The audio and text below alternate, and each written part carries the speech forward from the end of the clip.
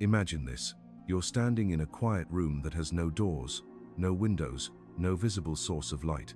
Yet the space is faintly illuminated, as if the walls themselves remember something you've forgotten. Your footsteps echo, hollow and familiar, as though you've walked across this floor 1,000 times in dreams you never recall. A thin mist coils around the edges of the room, and every time you try to peer into it, the haze thickens, as if protecting something that refuses to be seen. And then you feel it, a presence behind you. Not dangerous, not malicious, but undeniably there. You turn, and nothing is visible, yet the sense of being observed lingers like a breath on the back of your neck. A whisper curls through the room, shaped not by sound but by memory. It speaks in a language you've always known but never acknowledged. This room is inside you, and the watcher is you. You walk forward, and your shadow stretches across the mist, growing longer than your body should allow. Its edges tremble, quivering like a creature that has waited too long in darkness. You realize the truth that most people run from. The thing following you has been part of you since birth, yet you've spent most of your life pretending it wasn't there. Why? Why do you deny the part of yourself that remembers every wound, every impulse, every forbidden desire, every truth you forced underground? What exactly are you so afraid of confronting? You reach for the mist, your hand trembling. Every instinct tells you to pull back. You've built entire routines, habits, identities to avoid this moment. You became polite instead of honest, agreeable instead of authentic, productive instead of introspective. You built a life around keeping a door closed inside yourself. Yet the mist doesn't bite when you touch it, it simply moves. It parts, reluctantly, like a creature startled awake, and behind it waits the architecture of everything you've repressed. You notice corridors branching into the unseen, each one pulsing faintly, as if alive. Some glow with remnants of anger you never dared to express. Others hum with forgotten ambitions you abandoned because someone once convinced you they were unrealistic. Still others throb with unresolved grief sealed tightly away because you were told to move on. The structure around you shifts in small, eerie gestures, reacting to your presence, like an organism reorganizing itself. How long has this labyrinth existed? How much of your life has it influenced from the shadows? How many decisions were quietly shaped by the things you refused to confront? You try to take a step back. The room contracts in response, as though the architecture itself resists your retreat. Something inside you refuses to let you escape again. The watcher, your hidden self, has waited too patiently. Perhaps you always suspected it. You are not a unified being. You are a mosaic of contradictions, impulses, forgotten memories, and unprocessed emotions stitched together into something that calls itself you. But the seams show in moments you can't explain. The sudden irritability, the anxieties that bloom from nowhere, the strange sadness you feel in moments that should be joyful, the self-sabotage that emerges at the edges of every new opportunity, the way you fear judgment while secretly judging others even more harshly. Who exactly is making these choices? Is it the conscious self you polish for the world, or the phantom dwelling inside this shifting architecture? You walk deeper into the room, and the mist withdraws like a tide. The shape of the labyrinth becomes clearer. This is no random structure. It's deliberate, intricate, built from years of avoidance, tiny betrayals of your own needs, suppressed truths about who you are and what you want. The walls seem to pulse with memories you discarded like old receipts, memories that have continued to influence you long after you tried to forget them. There is a strange comfort in seeing it so clearly, and an even stranger terror, because if this place has been steering your life in quiet ways, then who have you truly been all these years? The persona you crafted for acceptance, or the unacknowledged self silently steering the ship when you weren't paying attention? You feel a flicker of recognition, the watcher behind you, that faint presence. It isn't an enemy, it's the accumulation of everything you exiled in order to survive. The anger you were punished for, the vulnerability you were shamed for, the creativity you abandoned, the instincts you distrusted, the truths you swallowed, the boundaries you never set. This presence remembers all of it, and it wants to be seen. A question rises from the very floor beneath you. What happens to a person who never turns to face their own shadow? Does the unacknowledged self wither, or does it bide its time, waiting for cracks in your facade, slipping through in moments of weakness? You take another step, and the labyrinth seems to breathe. You feel the weight of everything you've been avoiding gather around you, not as a threat, but as an invitation. Every person carries a shadow, but most never explore its hallways. Most cling desperately to the illusion that the parts they've chosen to display are the entirety of who they are. They patch their lives with positive thinking, self-help slogans, distraction, and relentless productivity. They drown out the whispers with noise, with consumption, with endless motion, but the architecture remains silent, patient, unmoved. And now you stand at the threshold of it, realizing that the unseen parts of you may be more powerful than the parts you proudly claim. If you look away now, the structure will continue its quiet influence, shaping your relationships, your ambitions, your fears, your choices, while you go on believing you're in control. The watcher waits for you to decide. You inhale, feeling the air thicken with everything you've denied. The question coalesces, sharp and unavoidable. Are you willing to explore the place inside you that holds the truth about who you are and who you could become? If you take one more step, the architecture will begin to reveal itself. And that is where the deeper story begins. You take the next step, and the labyrinth responds as if awakened from a long sleep. The walls shift with slow, deliberate intelligence. Patterns ripple across their surfaces, forming shapes that resemble symbols you almost recognize. Something ancient stirs inside you, not mystical in a supernatural sense, but ancient in the way instinct is ancient, in the way pain is ancient. You begin to sense the truth Jung warned about. The shadow is not a monster created by darkness. It is a monument built from everything you refuse to integrate. And the real question begins to form like frost on glass. Why does the shadow exist in the first place? You hear a faint groan in the distance, like an old structure adjusting to a new weight. You walk toward it, each step sending tremors through the floor. Behind every tremor rests a memory that shaped you without permission. At the first corner of the labyrinth, you find something unusual, a mirror, not a clean one, a warped, tarnished relic that shows your reflection in fragments. Your eyes appear distant in one shard, too sharp in another. You look both furious and afraid, confident and broken. The mirror reveals not who you are, but who you could never admit you were becoming. This is where the hidden problem begins. You were taught, from childhood onward, to construct only the parts of yourself that others could tolerate. You trimmed away the traits that earned disapproval. You polished the ones that won praise. You buried impulses that brought punishment. You hardened places that once were soft. You became a curator of your own personality, choosing which pieces deserved daylight and which pieces belonged buried underground. And society applauded you for it.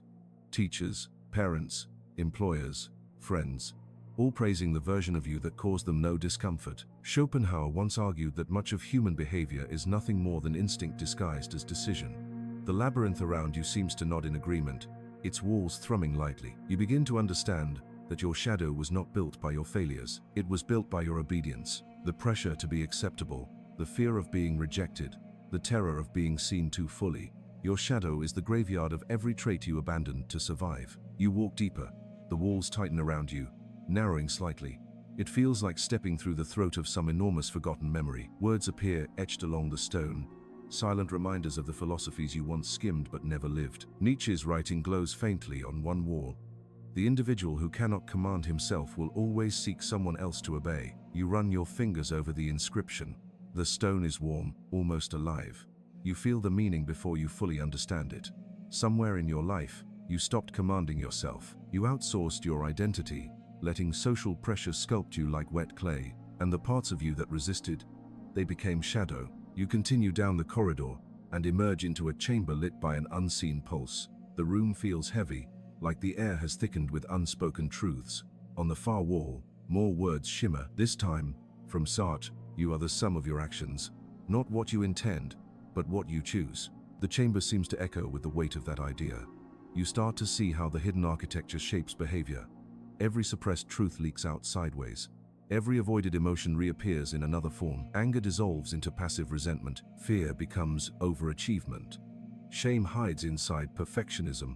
Desire mutates into envy. Rejection transforms into compulsive people-pleasing. The shadow is not a vault that keeps you safe. It is an undercurrent shaping you from below, influencing every interaction and every decision, and the philosophical roots run deeper. Human beings, Sartre believed, cannot escape responsibility. Yet most spend their entire lives hiding from themselves, terrified of what freedom really demands. The labyrinth hums with this tension, its structure vibrating like a web stretched too tight. You begin to understand the pattern. The shadow is born when you refuse the responsibility of becoming whole. Not perfect, whole, but modern society trains you to chase perfection instead. It sells you polished personas and curated identities. It rewards you for being predictable, agreeable, and marketable. It tells you to smile in photos, speak in digestible opinions, and display enthusiasm on schedule. You become a brand without noticing, and behind the brand stands the shadow, quietly starving. Aldous Huxley warned that a society saturated with distractions will make introspection nearly impossible. As you consider this, the chamber flickers like a light exposed to wind. You sense the architecture reacting to the idea, perhaps because the shadow is made stronger by distraction. Every ignored signal becomes a brick in these walls. You walk into a smaller passageway. This corridor is colder, lined with memories sealed tightly in translucent resin. You see faint images inside, moments of embarrassment, moments of rage, failures you never told anyone about, times you betrayed your own values, times you allowed yourself to be used, times you used others because you were afraid to be vulnerable. It becomes clear that the labyrinth is not just built from repression.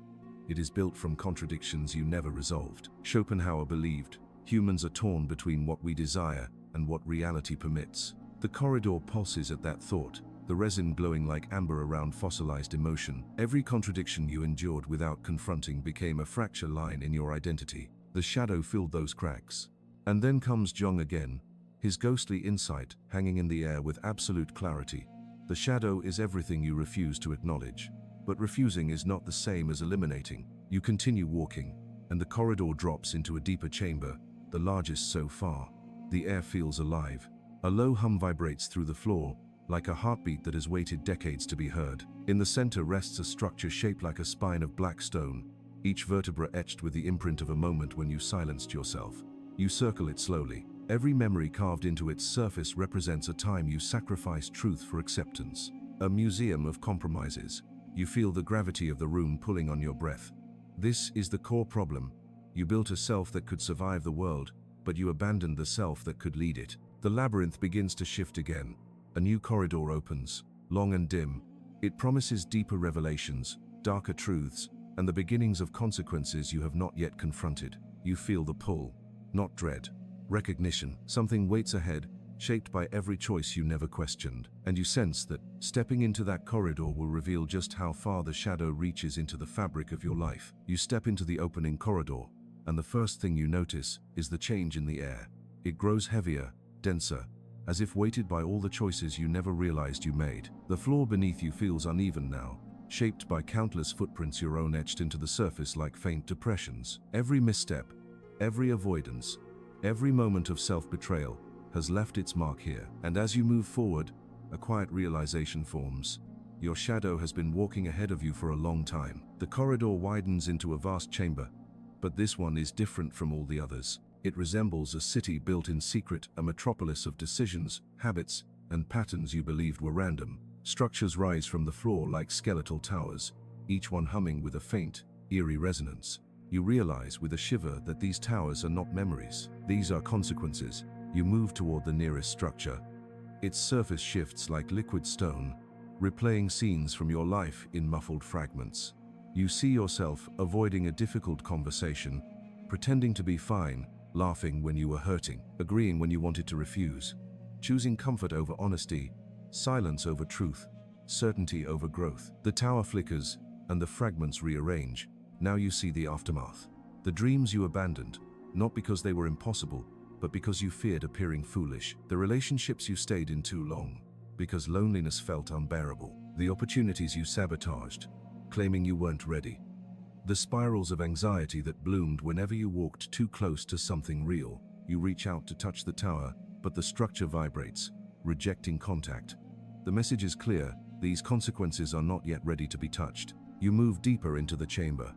More towers appear, hundreds, maybe thousands, each one built from a different pattern you never questioned, a different wound you refused to name, and an unsettling truth begins to take shape. Your shadow is not just the parts of you that you hide. It is the architect of outcomes you could never explain. You walk among the towers, and the city responds with subtle tremors. With each step, scenes erupt on the walls around you, painting the ways your shadow leaks into your identity. A wall lights up with a scene of you reacting sharply to a harmless comment. Another shows you holding back from speaking in a moment you felt something important. A third shows you apologizing for someone else's mistake. A fourth shows you chasing validation with the quiet desperation of someone who believes they must earn permission to exist. The scenes intensify, and the labyrinth whispers with a truth you've sensed but never admitted. When you avoid the shadow, it becomes the puppeteer behind your emotions. You see it now in the small moments you brushed aside, the sudden irritation toward a stranger, the envy you felt but rationalized as dislike, the flare of insecurity triggered by someone else's success, the compulsive need to be liked by people you don't even respect, the anxiety that appears the moment silence begins to reveal too much. Each reaction was not random. Each emotion was not spontaneous. Each behavior was not simply who you are. They were signals from the unseen architecture. Cognitive biases begin to float through your mind like signposts along the walls. Confirmation bias, projection, displacement, inattentional blindness. You've read about them before, maybe, but now you see how they've subtly bent the shape of your life. You projected your insecurity onto others. You confirmed your own fears by noticing only what validated them. You displaced anger onto safer targets. You ignored truths that demanded too much courage to face, and you did it all while believing you were being rational. Your shadow has been editing your perception for years. The deeper consequences reveal themselves in patterns. The repeated relationships with similar wounds, the recurring career blocks, the constant feeling of something missing, the familiar ache of self-doubt that returns like a tide. The labyrinth begins to quake, and a fissure cracks down the center of the floor. Light spills upward in violent bursts, revealing a subterranean structure beneath the city of consequences. You kneel to peer through the crack and see another layer, darker and more chaotic. This layer is built from avoidance. The moments you looked away from truth, the instincts you ignored because they were inconvenient, the emotions you drowned in distraction, the boundaries you knew you needed but swallowed back anyway. These avoided moments have fused into something far more dangerous than regret. They form the invisible gravity pulling your life off course. You watch the shadows in the subterranean layer writhe like living ink, twisting themselves into shapes that resemble versions of you. These are the selves you never became. Each one presses against the surface from below, desperate, hollow, reaching, not out of malice, but out of longing to exist. This is the cost of ignoring the shadow.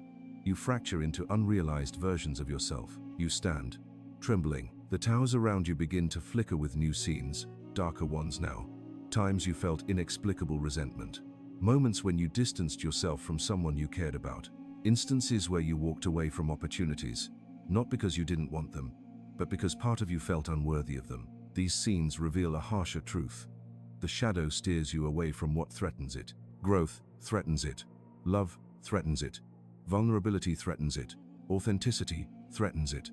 Freedom threatens it. So it redirects your mind with subtlety, a whisper of doubt, a surge of fear, a craving for comfort, a sudden urge to escape, a persuasive narrative that sounds rational but is built entirely from avoidance. You realize now that the shadow is not a passive repository.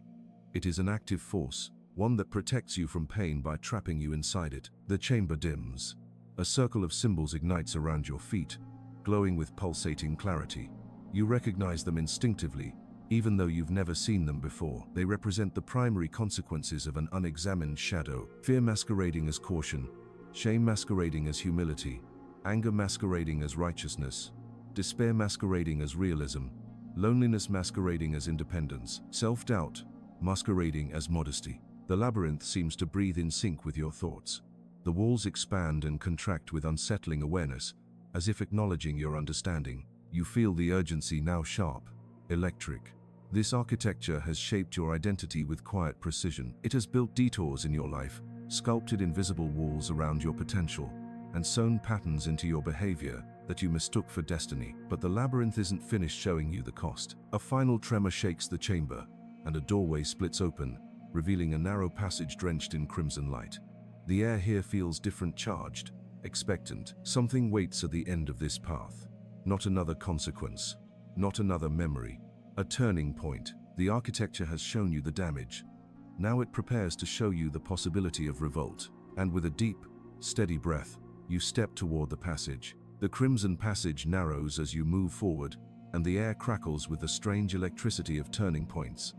You feel it in your spine, a gathering pressure, not threatening but awakening. The walls here are different from the rest of the labyrinth. They are smoother, almost polished, reflecting faint distortions of your face as you walk. These reflections shift with emotions you haven't yet felt, as if the corridor already knows the rebellion forming inside you. For the first time since you entered the hidden architecture, the shadows seem to retreat, unsure, sensing the shift in your intentions. They linger along the walls like wavering silhouettes, no longer guiding your steps but watching with anticipation. You realize they are waiting for something you have never truly given them, a decision.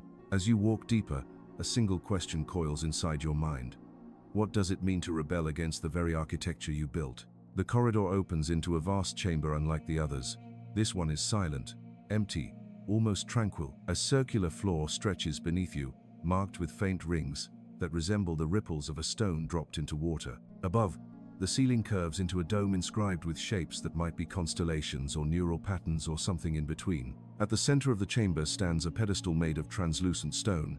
Something hovers above it, a faint sphere of light no larger than a heartbeat. It pulses slowly, softly, as if breathing. Instinct tells you what this is. It is the possibility you were never brave enough to choose. The rebellion does not begin with violence or force or heroic declarations. It begins with the smallest and most dangerous question you can ask yourself. What if I no longer obey the architecture? You move closer to the light. The pulsing intensifies, responding to your presence. You feel a pull in your chest. A tug not outward but inward, as if a forgotten part of you is waking up with quiet fury. You remember Nietzsche's unsettling challenge: become who you are. Most people treat it like a poetic slogan, but standing here, you feel its rawness. To become who you are is not to chase a dream version of yourself. It is to peel back every layer of conditioning, to stand unclothed before your own truth, to choose your life with intention rather than habit. The architecture around you groans, uneasy, because rebellion begins the moment you choose awareness over autopilot. You extend your hand toward the sphere, and the light curls toward your fingertips like smoke drawn to heat. But before you touch it, the chamber erupts in a cascade of images. They flash around you in sweeping arcs, forming a whirlwind of faces, memories, and turning points. You see people who broke their own architecture, figures throughout history who defied the invisible rules set before them. Not rebels in the political sense, but rebels of the psyche. There is the young Nietzsche, walking alone in cold forests, refusing the inherited beliefs of his time. There is Jung, confronting his own visions in a private war against the unconscious, refusing to look away from the chaos within. There is Viktor Frankl, who found meaning in suffering so dense it crushed other souls into dust, refusing to let despair define the boundaries of the self. There is Huxley, warning an entire generation about the seduction of comfort, refusing the narcotic dreams offered by modernity. These figures are not presented as heroes. They are reminders.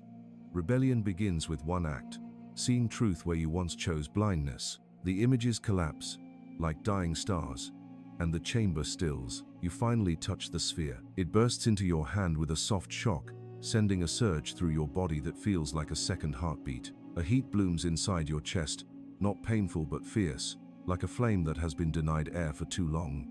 Your shadow trembles along the chamber walls, wavering like ink in water. You feel a shift inside yourself, a separation loosening, the persona and the shadow no longer locked in fixed positions. It is disorienting, like gravity briefly disappearing. Rebellion begins to speak inside you, not in words but in impulses. Tell the truth you swallowed. Set the boundary you avoided. Choose the path that scares you for the right reasons. Look your anger in the face instead of disguising it as politeness. Forgive your past selves without protecting their mistakes. Let the shadow step forward without letting it take the throne. You realize something startling. The shadow was never the enemy. Avoidance was. Your rebellion is not a war against the hidden parts of you. It is a refusal to remain unconscious of them. The chamber begins to change in response. The walls shift from shimmering crimson to something clear and luminous. The air feels lighter. The ground steadies beneath your feet. You sense a new architecture forming, shaped not by fear but by clarity. You step away from the pedestal. The sphere of light now resides inside you, not as a weapon, but as a compass. You test it. You say a truth you have avoided saying aloud within your own mind. The room brightens. You acknowledge a desire you buried years ago. The floor hums beneath you. You confront a memory you disguised as something less painful. The dome flickers with new constellations. Each act of honesty reshapes the architecture. Rebellion, you discover, is not a dramatic overthrow. Rebellion is the quiet, steady dismantling of illusions. You move through the chamber as the walls continue to shift. They begin to dissolve into thin tendrils of mist, revealing corridors you have never seen. These new corridors glow with faint gold, as if lit by a future version of yourself whispering through time. A strange courage rises inside you, the kind that feels like truth-finding air. You take a breath that feels deeper than any before it, as if your lungs have finally reached their intended capacity. The air tastes sharper, cleaner, like something newly forged, and then the chamber speaks, not with words. With change, a doorway forms before you, shaped not by stone but by intention. It feels alive beneath your gaze, as though responding to your readiness. Beyond it lies a faint radiance, neither warm nor cold, neutral, honest. The path ahead is not a reward. It is the consequence of rebellion. A new architecture waits beyond that threshold, one built not from avoidance but from awareness, not from fear but from choice. You feel the gravity of the moment gather around you. You feel the rebellion settling into your bones. And as you step toward the doorway, you understand the truth you have sensed from the beginning. The shadow did not imprison you. Your refusal to know it did. The rebellion has begun, and something far deeper waits on the other side. A realization powerful enough to rewrite your entire narrative. You cross the threshold, the doorway dissolves behind you like evaporating breath, and you enter a space that feels both impossibly vast and impossibly intimate, as if the interior of your mind has unfolded into a landscape shaped by truth rather than memory.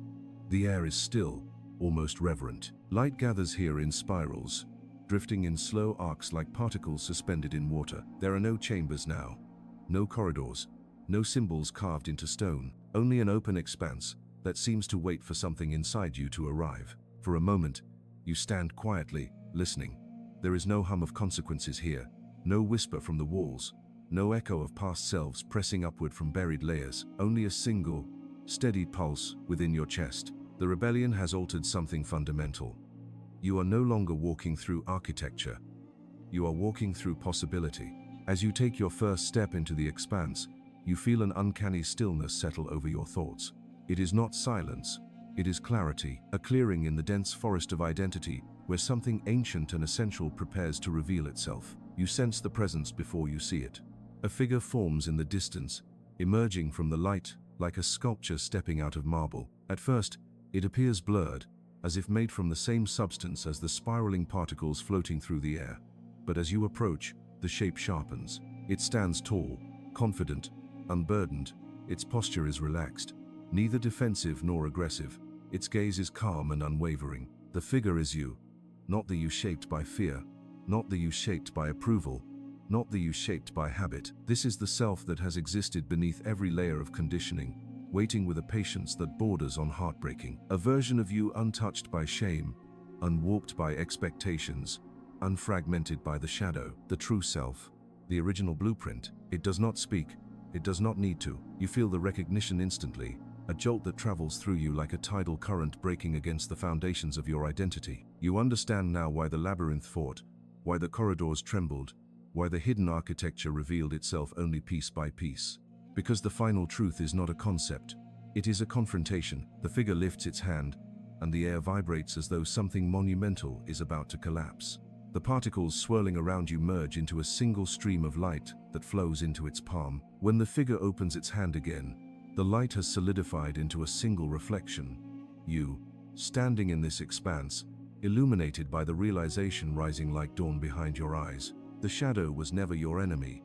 It was the guardian of the self you abandoned. Every fear, every insecurity, every unresolved wound existed not to harm you, but to protect the original blueprint from being erased by the world. The shadow clutched these forgotten fragments to its chest because it assumed you were not ready to carry them. It hid the most vulnerable pieces of your truth inside the labyrinth so that no external force could destroy them. You believed the shadow weakened you, but in reality, it carried the weight you refused to bear. This realization falls over you with startling gentleness.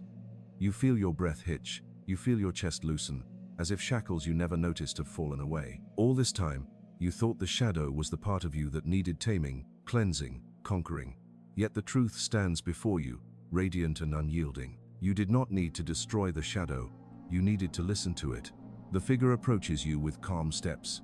For a moment, your instinct is to brace yourself, to stiffen, preparing for some final confrontation.